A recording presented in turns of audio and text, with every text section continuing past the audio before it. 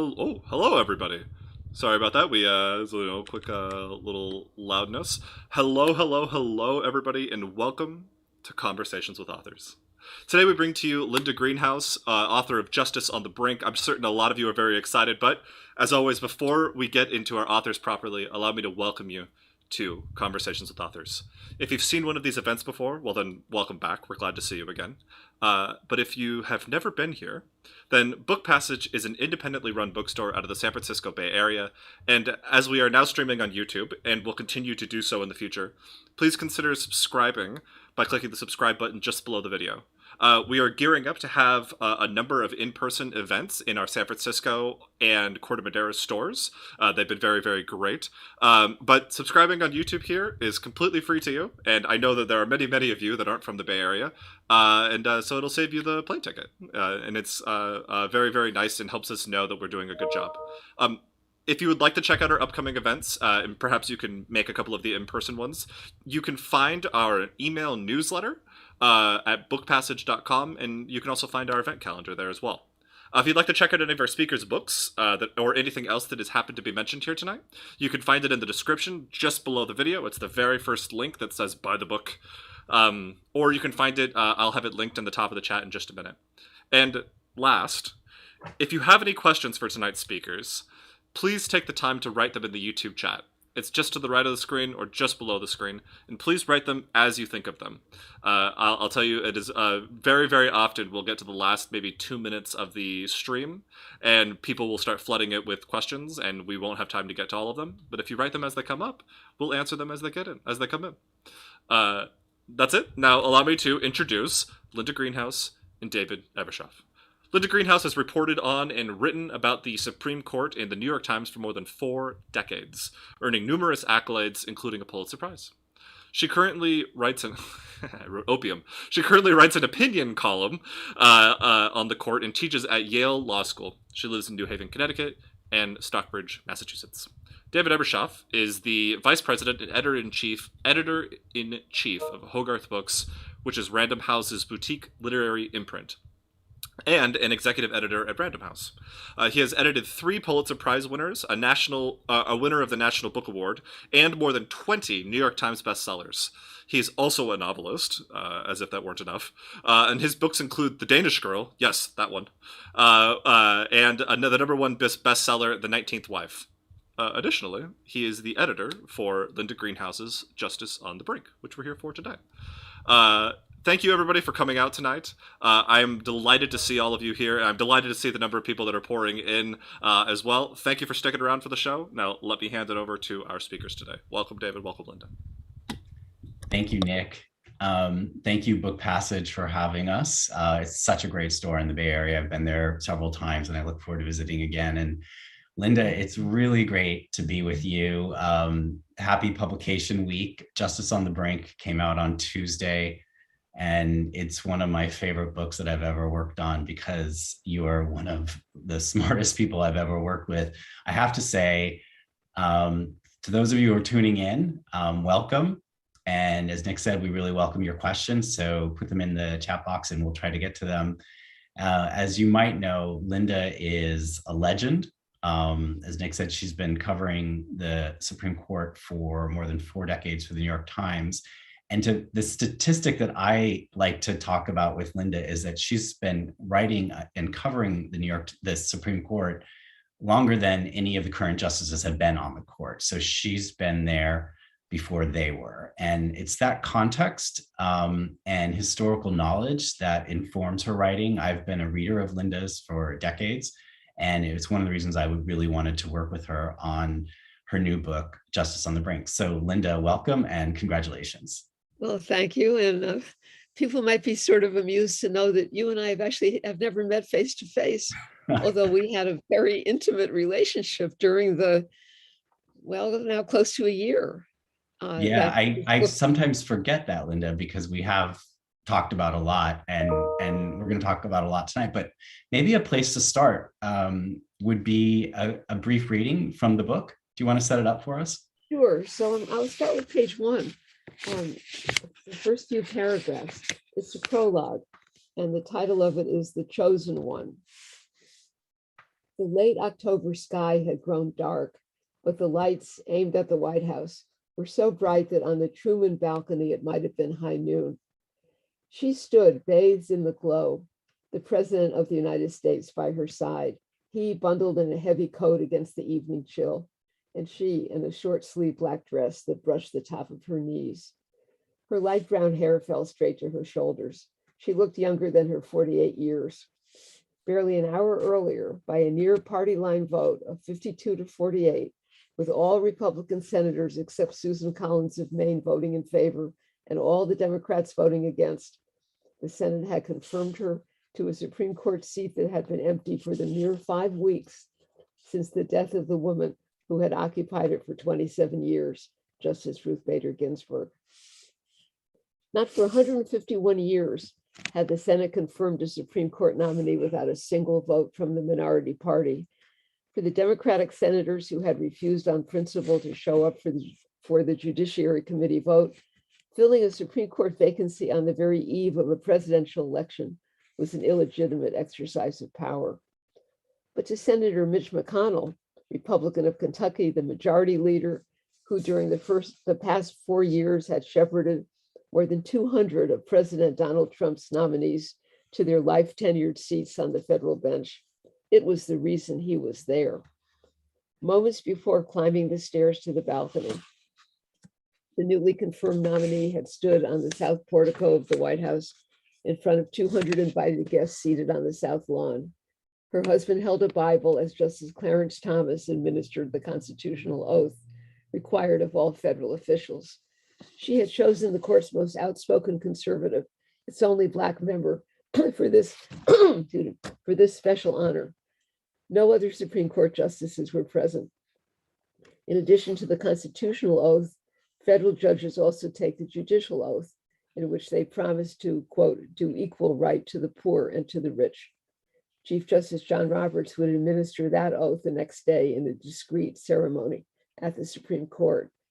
But there was nothing discreet about this night. The election was 8 days away. In many states, voting was already underway, and some 10 million Americans had already cast their ballot for president. The Truman balcony tableau, Democrats would grumble the next morning, was the ultimate photo op, breathtaking in its audacity. The country had never seen anything like it. True enough. But on the other hand, was it really so astonishing? The country was witnessing something new, yes. But what was really on display was the culmination of a project launched years before, one that had been set on a path carefully planned, tended, and laid out for all to see, except, of course, that most people weren't looking, or if they were, they mistook occasional setbacks for lasting defeat.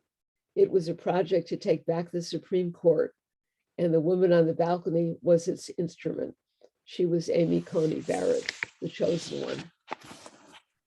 Thank you, Linda. That's an amazing opening. I remember when you sent me those pages and I said to myself, this is it. This is how we want to start reading this book. For our conversation, I thought we would go back to the beginning of the story. You're covering a transformational year at the Supreme Court when a lot changed very quickly.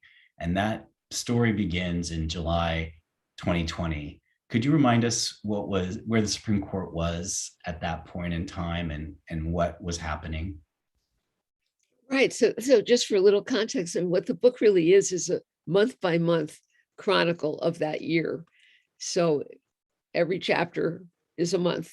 And the first chapter, July 2020, is called The Triumph of John Roberts. So what does that mean, the triumph of John Roberts? John Roberts had just managed to navigate the court through this crazy pandemic year when the court couldn't meet personally, shut down entirely in March, resumed in April and May with virtual arguments. The justices are so camera shy that they didn't even go on Zoom like the rest of the world. They had held their oral arguments from their home telephones.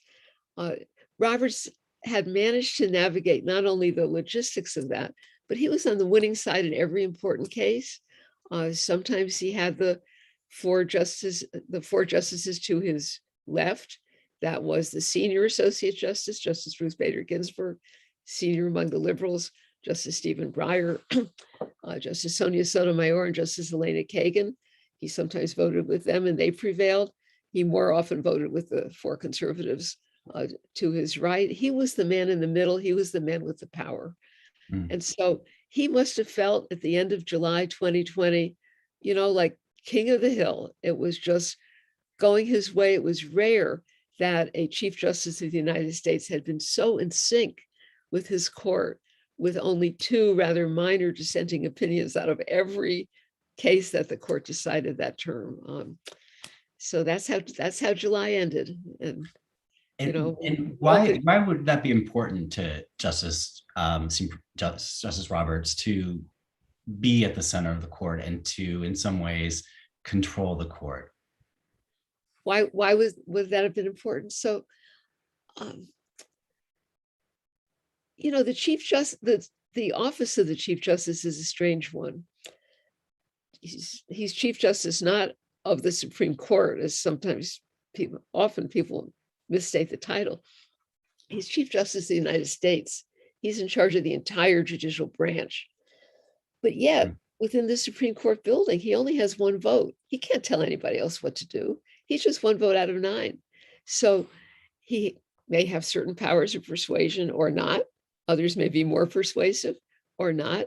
But to find himself with the kind of power that he seemed to exert in that term is something that no Chief Justice can take for granted. It just, he was one lucky guy at that point. Just think, if Hillary Clinton had beaten Donald Trump in 2016, the Scalia vacancy, which Mitch McConnell had held open for all those months, would have gone, President Hillary Clinton would have filled it.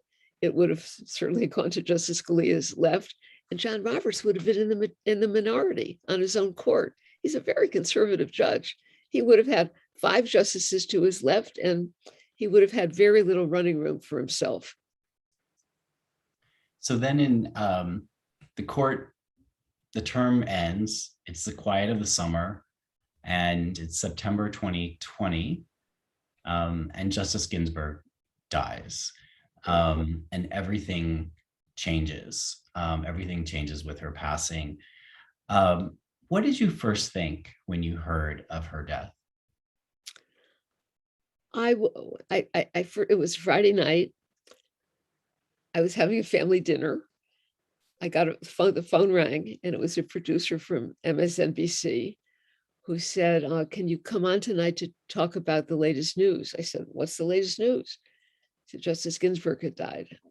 So I just felt, in the pit of my stomach, oh. You can't say it was a total shock because we knew she was sick with a recurrence of cancer. She had held one of the oral arguments. She had phoned in from her hospital bed. So, it wasn't a total shock, but just, but it was shocking yet, knowing what phase of the court's year was about to unfold. So this was September 18th, 2020. The court, as people know, begins on the first Monday of October every year. What people may not know is that a week before the first Monday, the court meets privately to decide what new cases that have come in over the summer they're going to grant for argument and that sort of thing. So the court was literally on the verge of reconvening for the 2020-2021 term. I guess my second thought was, well, there'll be a vacancy for a few months and it'll be an election issue, and whoever wins the election is going to fill this vacancy. But that night, Mitch McConnell said, we're going to fill it. And as I later learned, he called the president, who was flying on Air Force One back from a campaign event, and said to the president, you're going to fill this vacancy and you're going to fill it with Amy Coney Barrett. So that's how it went down. One of the things that makes the book so interesting, and certainly was really engaging for me as I was editing it, it's not just a chronicle of what took place over this period of time during this term, but you also pause to give us portraits of the justices and to really contextualize who they are now or who they were in this past term and how they got there. So I would love to take a minute to talk about Justice Ginsburg just a little more. How long had you covered her? When did you first meet her or encounter her as a reporter covering the justice system? Actually, I first met her socially. She and her husband were quite sociable, and I first met her at a dinner party when she was, soon after she had come to Washington to take a seat. President Jimmy Carter had nominated her to the U.S. Court of Appeals for the D.C. Circuit, the Federal Appeals Court in D.C. And she and her husband were out and about, quite a lot. I had heard of her. She had many loyal followers among young women lawyers who called her the Thurgood Marshall of the women's rights movement. So I knew her story, that she had argued many cases, early sex discrimination cases, before the Supreme Court as a lawyer for the ACLU. And she had actually led the court in constructing a jurisprudence of women's rights, which had not previously existed. So I held her in great respect before I ever met her. So that was my first encounter with her, not as a reporter, actually. In the book, you remind us that in the last decade or so of Justice Ginsburg's life, she became this cultural icon, the notorious RBG. But you remind us that wasn't always her identity on the court. And could you expand upon that, of sort of who she became in the last sort of phase of her career as a justice? Yeah, I think when she first went on the bench, on the appeals court bench, I think she kind of disappointed those people who expected her to be some really kind of out there advocate for women's rights, for equal rights. She was very judicious. She wrote very judiciously. She played well with the Reagan-appointed conservatives who were on the court. In fact, when the vacancy occurred that she filled, the first vacancy that President Clinton had, the kind of behind the scenes scuttlebutt was leaders of the women's group said, no, not Ruth Ginsburg. She came on the court and she was, pretty quiet in her early years. She had one important case, the University of the sex discrimination case against the Virginia Military Institute, which didn't accept women, although it was a powerful state-supported school. And she got the majority opinion in that case. But we didn't actually hear much from her until, say, around 2006, 2007, when Justice Sandra Day O'Connor retired and was replaced by President Bush with Sam Alito, Justice Alito, who was much more conservative. Sandra O'Connor had been the sort of middle of the court. So once she left and Alito came, the court was really wrenched notably to the right. And Ruth Ginsburg began to use her voice. And she would announce her dissents from the bench. They were very powerful, pointed, quotable dissents. And so two young women kind of dubbed her from a rapper. The notorious RBG wrote a biography of her, and she kind of loved it. She sort of reveled in it. And she was then in her rather late 70s. And I won't say she was having a good time, in the sense that she very forcefully believed that the court was heading down the wrong track. But she became only then the justice that we remember her as today. There's a kind of an irony in that, because she had a long judicial career, but it was those last years that she really came into her own. You just read us at the start of this conversation the prologue called The Chosen One. And that's where you introduce us to Amy Coney Barrett. And of course, as you said, just a few days after Justice Ginsburg's death, she enters the national stage. Why do you call that section of the book, the prologue, The Chosen One? What is it in Amy Coney Barrett's biography that led you to that? So she had a lot of fans in the Trump administration, and she was one of President Trump's first judicial nominees in the spring of 2017. He named her to a seat on the Federal Appeals Court in Chicago that the Republicans had held open, had refused to confirm an Obama nominee for that seat. She was a favorite of the Federalist Society, a favorite speaker for them. They had kind of, in a way, groomed her as a young lawyer after her clerkship for Justice Scalia. She'd gone around the country making speeches for the Federalist Society. And when Trump's second vacancy occurred, when Justice Kennedy retired, and people said, nominate Amy Coney Barrett. And he said, oh no, not yet. I'm saving her for Ginsburg. And so there was a sense of inevitability to that nomination. And she had been chosen for that spot, indeed. In that particular part of the book, you pause to go back and set the stage for this. And it goes back to the 1980s even, of the Federalist Society and what it was doing and its aims. Could you elaborate on that?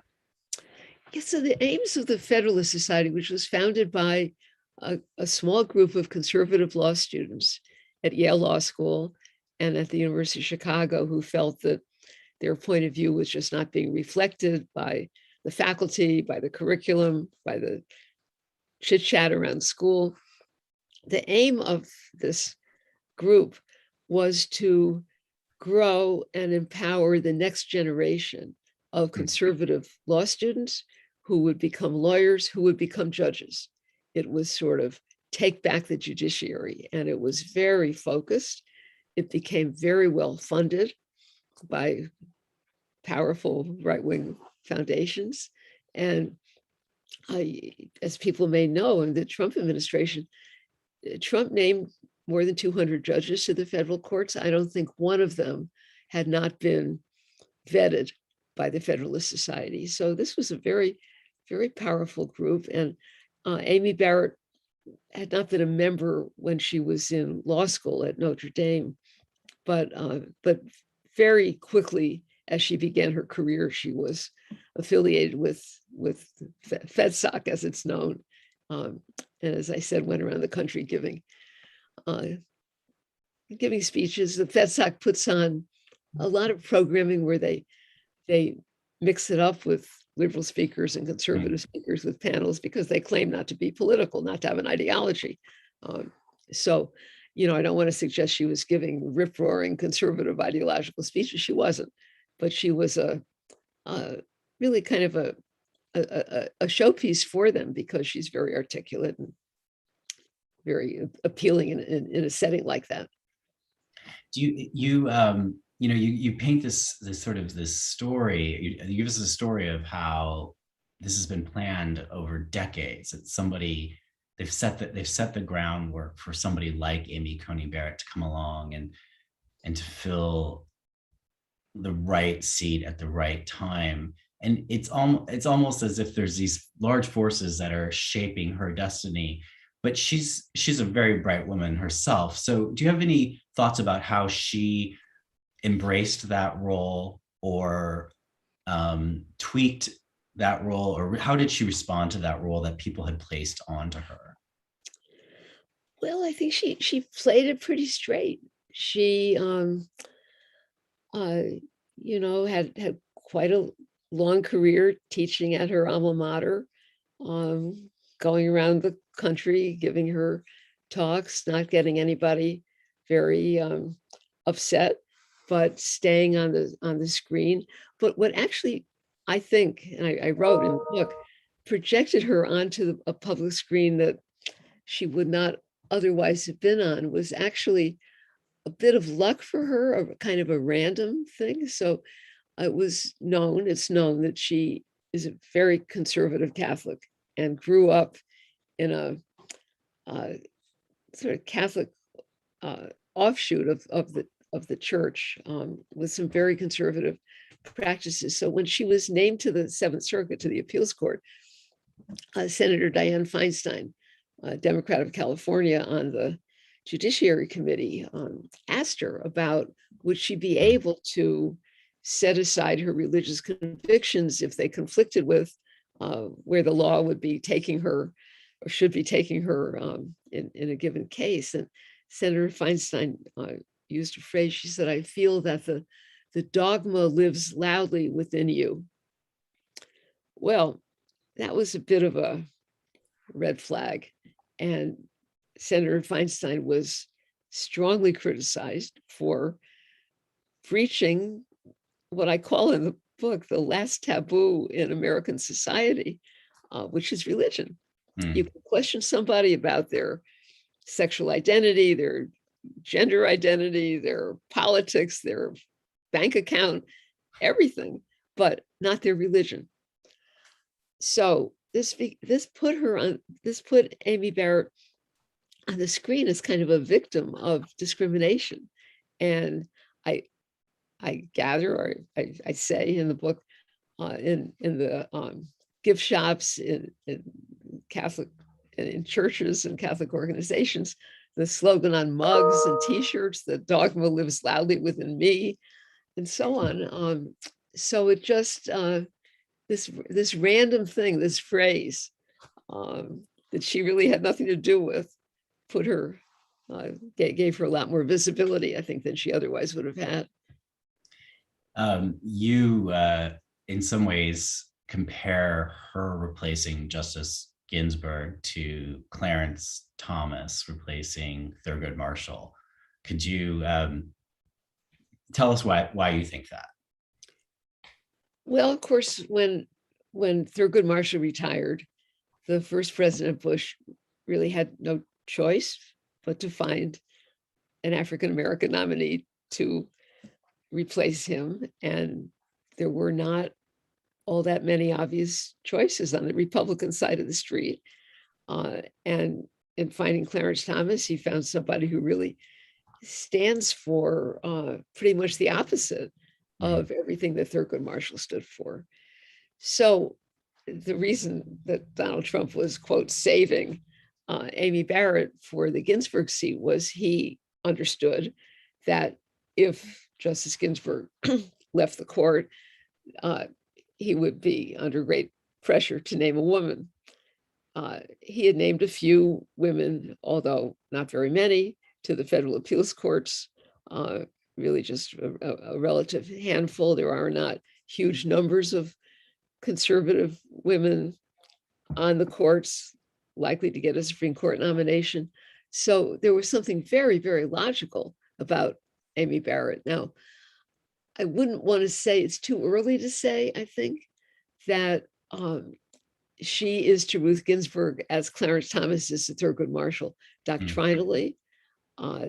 That's something we're going to learn probably pretty soon, but I wouldn't quite say it yet. The court didn't have, in the term that I write about in the book, a sex discrimination case, for instance, or even a major discrimination case. They certainly will, and then we'll see. But that's really the analogy. At the start of a term, there's always there's always sort of like some blockbuster cases that people are anticipating coming, and that many viewers and observers of the court think will be the big moments in that term. Remind us what some of those were. This is now October, November of 2020. Remind us what people thought was going to be really important in the term that you write about. And then the second part of this question is, what was under the radar, and what emerged, and what themes emerged that actually ended up being very important? Yeah, if people remember the confirmation hearing, it was all about the Affordable Care Act, the fate of the Affordable Care Act. There was this crazy case that had come up that kind of made no sense. The argument was that because Congress in the big Trump tax package had removed the mandate that made the whole, and the law had been upheld previously by treating the mandate as a tax.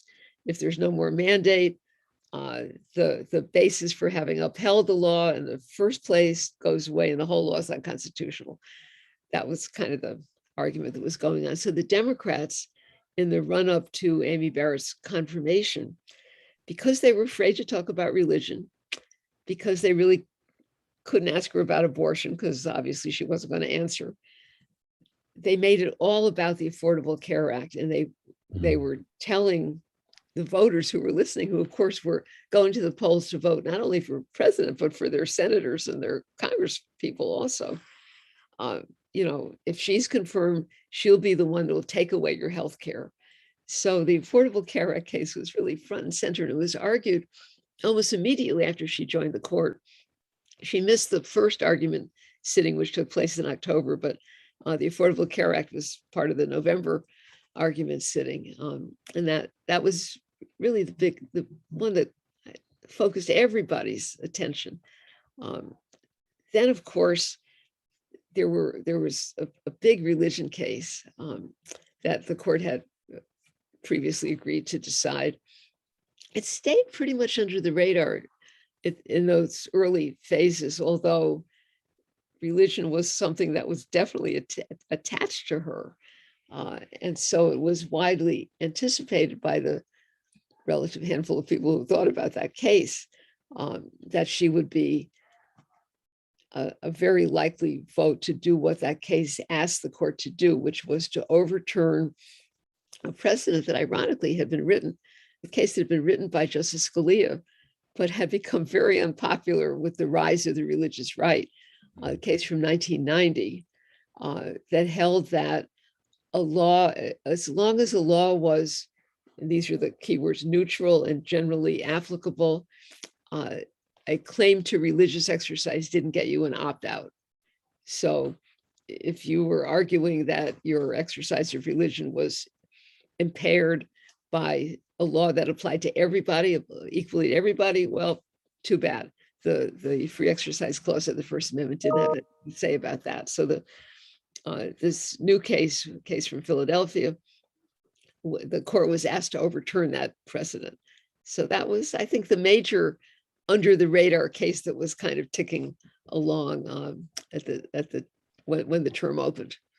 I think that religion turns out to be one of the themes of this term and of the book, of how much deference the court is showing to religious rights, and how that I think you're right that it become, in some ways it's taking the place of the First Amendment, in terms of how the court is thinking about the right to religious freedom and the space they are giving to that right.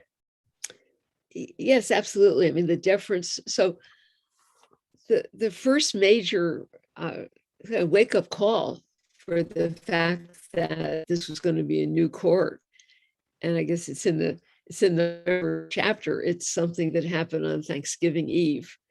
The court flipped on the question of which kind of claim prevails, the claim to religious exercise or the claim to public health. So in the previous term, when Ruth Ginsburg was still on the court, a couple of these religious challenges to the restrictions that various jurisdictions were putting on the number of people who could gather inside in different places. And these different places included, of course, houses of worship. So churches were challenging these limitations, and the limitations were upheld by votes of 5-4, with Chief Justice Roberts and the 4 liberal justices saying, we stand for public health. It's not the role of courts to second guess public health officials in a public health emergency. So a new challenge came up to restrictions in New York, put restrictions on meeting for worship and for other things, and was close to midnight, Thanksgiving Eve, by a vote of 5-4, with Amy Barrett sitting where Justice Ginsburg had sat. The court struck down the New York limitations. And that was a very startling thing, because it was just so clear that had Justice Ginsburg still been there, the restrictions would have been upheld. And that kind of really set the tone for the enormous deference that the court displayed toward religious claims going forward through the rest of the term. How unusual is it for the court to basically change its direction so dramatically in such a short period of time? It's really very unusual, because the norm is that precedent carries a whole lot of weight. Now, of course, in these COVID closing cases, these cases came up on what's come to be known as the shadow docket, the court's shadow docket. So what does that mean? These are cases that present themselves as emergencies, where the court is not asked to formally grant the case and set it for argument and invite briefs and all that kind of thing, which takes months. It's rather, we want relief right now. So cases that are decided on the shadow docket, they do have precedential weight, definitely. And the religion cases that the court ultimately decided later in the term will have been and will continue to be cited as precedents, but there's something a little less precedential to them. They're very fact specific, but it was still just head snapping that within the space of, she hadn't been on the court for a week, 2 weeks maybe, before the court did what it did in that New York case. I want to remind people to, if you have questions, put them in the chat, and we are happy to incorporate them into this conversation. Linda, people seem really fascinated by the shadow docket. That name is sounds like there's something shadowy going on. And it seems like we heard a whole lot about it in the past year at the Supreme Court. Was it, in fact, were there a lot more cases on the shadow docket this past term, or is it just that they were in our consciousness more? Well, I think the difference is, there's always been what used to be called the emergency docket, and that's quite normal. I'm sure every court has one because things come up that need immediate attention. But there tend to be, procedural things like grant us a stay or, grant us an injunction, whatever. What's different now with the court is they're actually making law on the shadow docket. So the most important of these religion cases on the shadow docket was a case that came up later in the spring, where a case from California, California had put in, or for part of the state part most heavily hit by the pandemic, restriction on that no more than 3 unrelated households, they said, say couples or families, could join together in a private home for whatever reason, birthday party, dinner party, or religious worship. So 2 individuals who were using their homes for Bible study and prayer sued, and they said this violates our freedom of religion because you're letting people go to the mall, but you're restricting what we can do in our home. And this was struck down. This complaint was rejected by the district court, by the Court of Appeals, came up on the shadow docket to the Supreme Court. 5-4, the Supreme Court said, well, you're letting people go to the mall. What the lower courts had said was, there's no discrimination. People can't gather for any purpose. The government's not singling out religion. It's a public health measure to keep large numbers of people from gathering inside in an unregulated, unventilated home. But the majority saw it otherwise, and they issued an opinion that, if you interpret it properly, in my view, religion now has what people have come to call a most favored nation status. That is to say, if anything, anywhere on the landscape, for whatever reason, is somehow treated better than religion is treated, that's unconstitutional. And it really opens a whole can of worms. And that was not very adequately explained, but that was the use of the shadow docket. And we haven't really seen until these recent cases, the shadow docket being used to make law to that extent. In the book, you, as I mentioned, you give us portraits of each of the justices throughout, as each has a moment where something comes to the court, and you pause and you then give us the context of who they are. And as the court has moved so far to the right and somewhat quickly in this past term, Justices Sotomayor and Kagan have found themselves in really interesting places. And could you tell us how they are maneuvering their places on the court and what they are doing in response to where the court is? Yeah, so Elena Kagan and Sonia Sotomayor were the two justices named by President Obama. They're very different.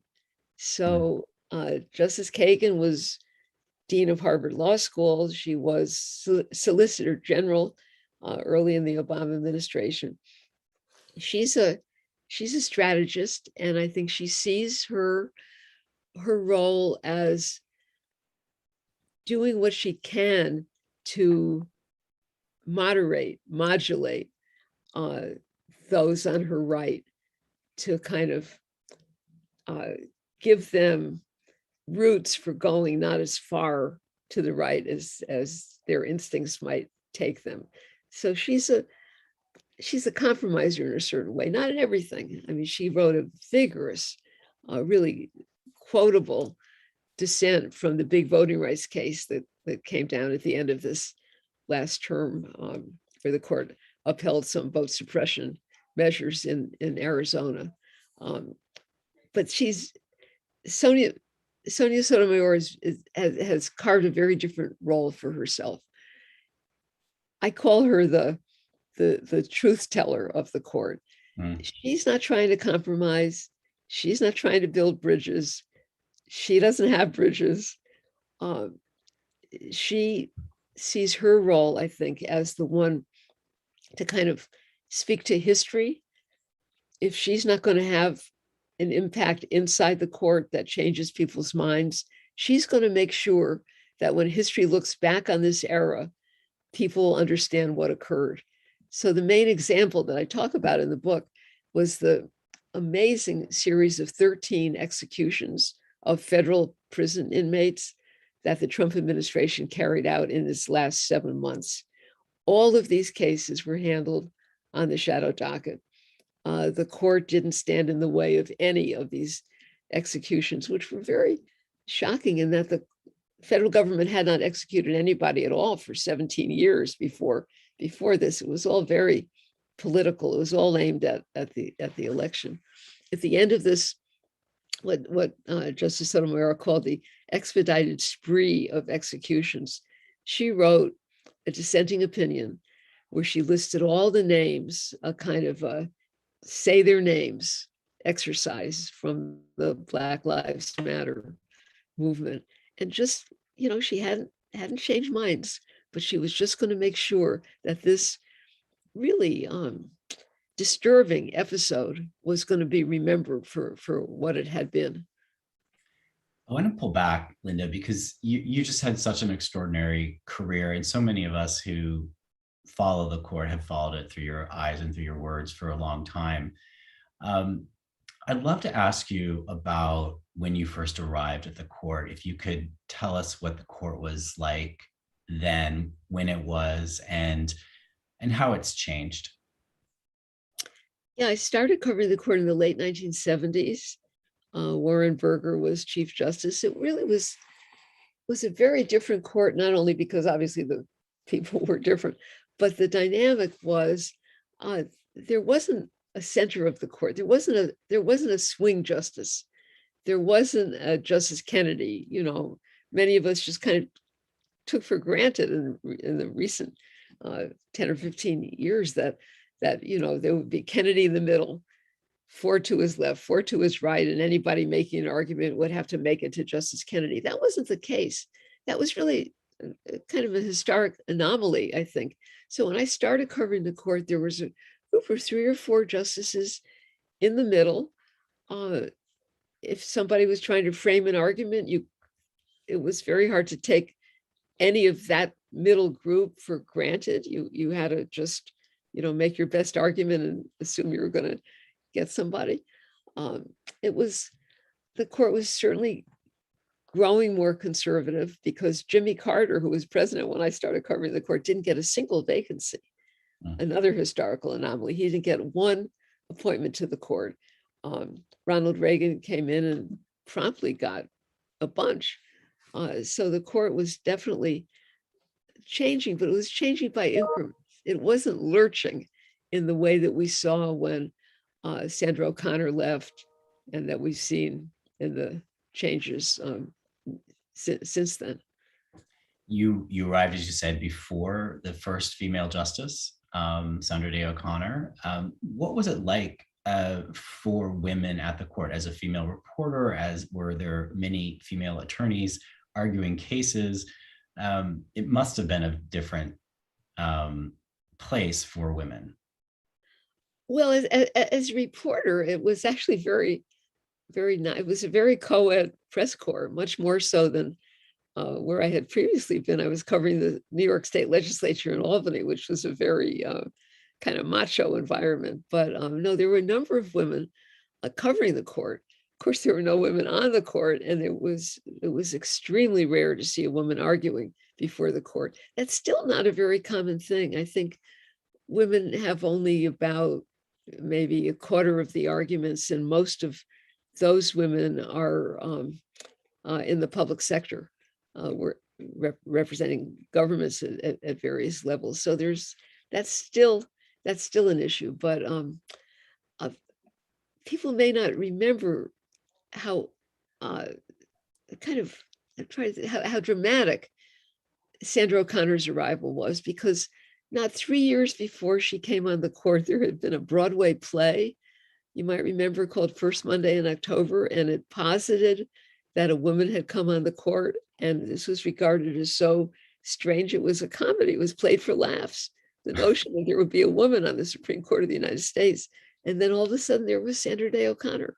So it was something that just meant a lot to me as a citizen, as a female citizen, before I got to know her over her many years on the court. Chapter 8, you begin with a really strong sentence, one that I've returned to in the past several weeks. You write, in the end, it was always about abortion. What do you mean? So what I talk about there is in May, chapter 8, the court accepted the Mississippi abortion appeal.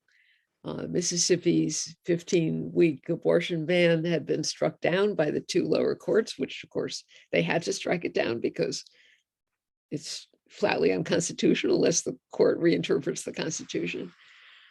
The court spent months in internal closed-door debate over what to do with Mississippi's appeal, whether to grant it, what question they wanted to hear, that kind of thing. And week after week after week, the court's public docket, which is up on the court's website, everybody can see, the case was relisted. So when I started the chapter by saying it was always about abortion, that was the undertone of Amy Barrett's nomination and confirmation, the subject that couldn't be directly raised, but was obviously there, and has driven so much of our politics, our judicial politics, our electoral politics. And now there it was. They put it on the docket. It was a case that I think no previous court would have taken. because there was no conflict in the circuits. Every federal court to deal with such a case had to strike the law down. The only reason to take the case was because some number of justices, some critical mass of them, wanted to change the law. And the case is going to be argued on December 1st, and we'll see. You, the book goes through the summer of 2021. You finished writing in August of 2021, not that long ago, Linda. And you kept updating it as events occurred over the summer. Lauren G asks, if the book went through November 2021, what would you say differently about the Supreme Court, or what would you add? What has happened since? Well, what I would certainly add was what happened on September 1st, which is when the court, by a vote of 5-4, let the Texas, what I call the vigilante law, SB8, go into effect without giving it a chance to hear the arguments or anything. Just refused the urgent application from the Texas abortion providers to grant a stay of the law so that they could bring their challenge through the courts. And that was a shocking thing, and that would have certainly merited pretty much of a chapter to unpack that. I think, though, when that happened on September 1st, many people were asking themselves, how did this happen? And although you didn't and couldn't predict the actual decision, having read the book, I understood how it happened. I feel like that the book shows all the effort that was made both in the previous 12 months, but also in the previous 3+ decades to lead to a decision like that, to prepare the American public for a decision like that, to prepare politics for that, to feed into a movement and support a movement that would lead to a decision like that. And the book shows that over and over. And I think that's why when I first read your chapter 8, and you said in the end it was always about abortion, that thread is throughout, and it has been for decades. You tell us that the court is in some ways like a stage play, right? And of course the justices are the actors or the characters, and we're the audience. And that has been a constant in American life, but it's changed in recent years, and particularly in the last year. What has changed? Well, I think the unfolding drama of Ruth Ginsburg's death, the incredible speed with which she was replaced by somebody who, in some measure, we'll see what the measure is, her opposite, by a president who was on his way out. We didn't even talk about all the drama over the election cases and so on. Yeah, or the pandemic. Or the pandemic. So it does have an inherently dramatic kind of narrative to it that has brought us, as you just emphasized, to the verge of repudiating a nearly 50-year-old precedent, the right to abortion, that the American public strongly supports by an overwhelming majority in all demographic groups. We have a court created through these political forces that's on the verge of saying, actually, no. And, there's going to be a lot of drama to come in the next act over how the American public understands that and responds to it. Which justice surprised you the most in the past term?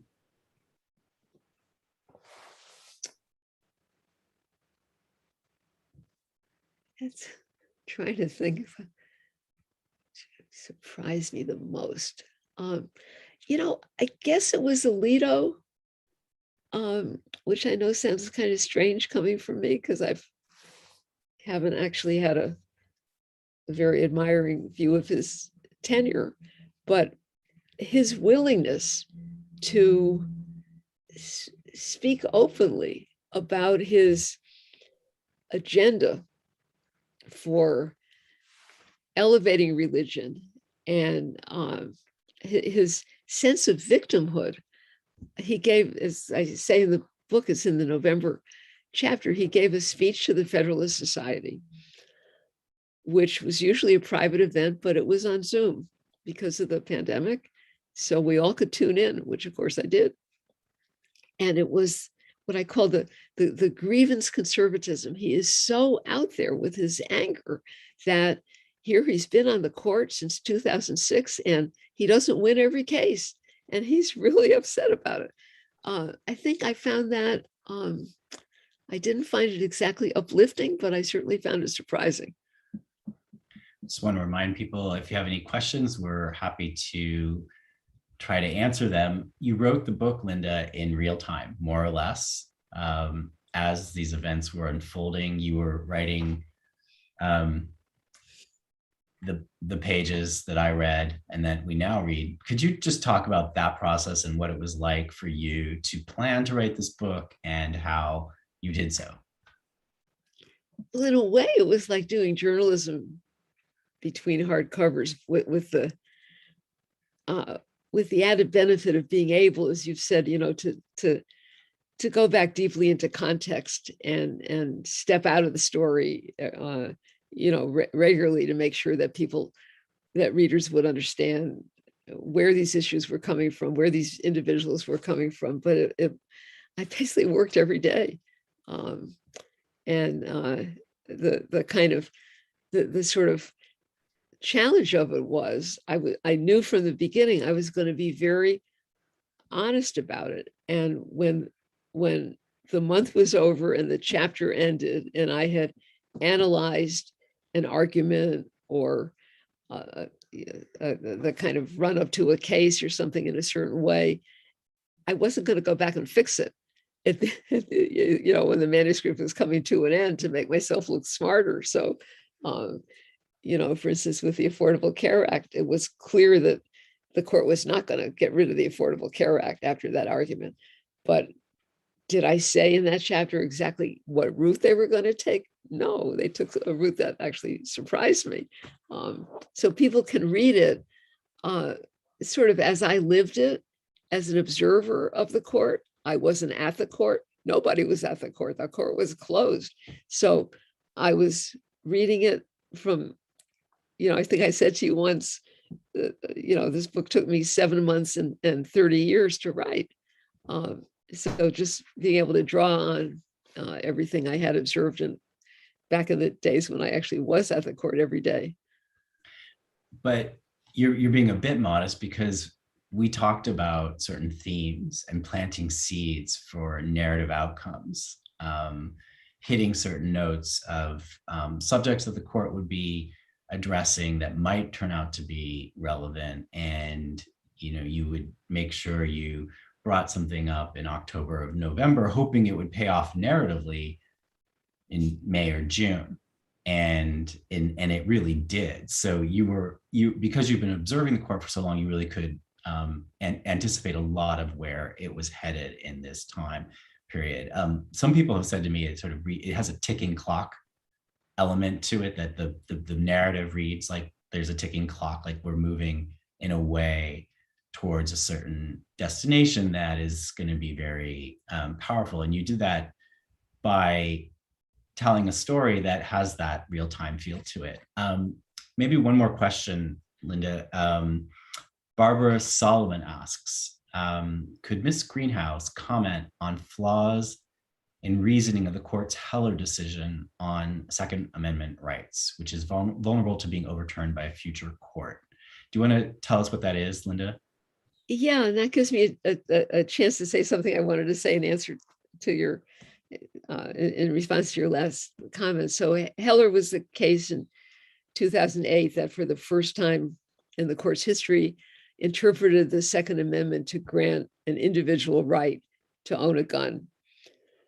And of course, left a whole lot of questions unanswered, such as, okay, what next? Own a gun under what circumstances? Heller was by its terms confined to owning a gun at home for self-defense.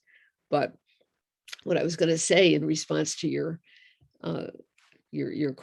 comments about the narrative structure. So, a very, very important thing that the court does, and that I spend a lot of energy in the book describing, but most people don't really focus on it, is to set its own agenda. So when the court in the spring of the term decided to hear a new gun case, it's going to be the first major gun case since Heller, and the case was argued earlier this month, the New York case about what restrictions can a state put on the right for concealed carry. That's like the next step. But what's wrong with the Heller decision? So it's what you might call law office history.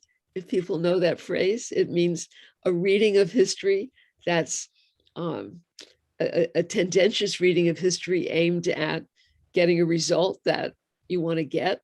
So, it was a kind of a phony argument about the original understanding of what the Second Amendment meant, very contested. Justice John Paul Stevens, who wrote the dissenting opinion against Justice Scalia's majority opinion, went over the same history with the same originalist premise and came out the other way. So I think there's a lot wrong with the history that Heller relies on. But now Heller's part of our history. And so, going forward, the court has to decide in this new case, they'll look back at Heller and they'll look at this question of concealed carry, and we'll see soon enough. But the seeds for that were planted. There's an inevitability to it, planted back in Heller and then watered and tended in the term that I write about when the court decided to take the New York case. Linda, this is why so many of us have paid attention to what you have to say and what you've written about the court. I mean, you know it unlike anyone else. And it's just been a really great honor to be your editor. And I just want to wish you a big congratulations on Justice on the Brink. It's out this week, and we want to thank Book Passage for hosting us. So Linda, thank you so much for your time. Thank you, David. You definitely played a part in this, and it's great to see you virtually. It's good to see you. And Nick, thank you for having us. Absolutely. I'm more than happy to, well, Book Passage is more than happy to have everybody here. That looks like it's as much time as we have here tonight. We actually, I think, went a little bit over. Yeah, not too bad. You guys got a good little extra 5 minutes for your time here. But listen, if you missed any of this event, or if you missed any parts that you want to go back to see, that's the beautiful and wonderful thing about YouTube. Although, first off, is that everything is going to be recorded and put up right here on this page. But the second thing is that right now, if you want to, you can go to the little red bar that's right here on the bottom of the screen and just zoop, put that back to the beginning where we started talking. You could watch this all over again, or you can catch the parts that you missed. Make sure you don't go all the way back to the very, very beginning, because we have our smooth bookstore jazz going for a little while just to give everybody time to come in. But make sure you go to the introduction so you can go from my outro to my intro. Other than that, if you enjoyed yourself, please subscribe to the YouTube channel. It'll let you know every time we go live with events just like this one, or pre-recorded author content, as we do from time to time. And if you enjoyed yourself doubly, please give us a like on the bottom of the screen. It lets us know that we're doing a good job, and we appreciate pats on the back. But other than that, thank you one last time to David and Linda for coming out, and what a wonderful conversation it was between the two of you. And to everybody out there in the world, we'll see you in the next one. Bye. Bye-bye.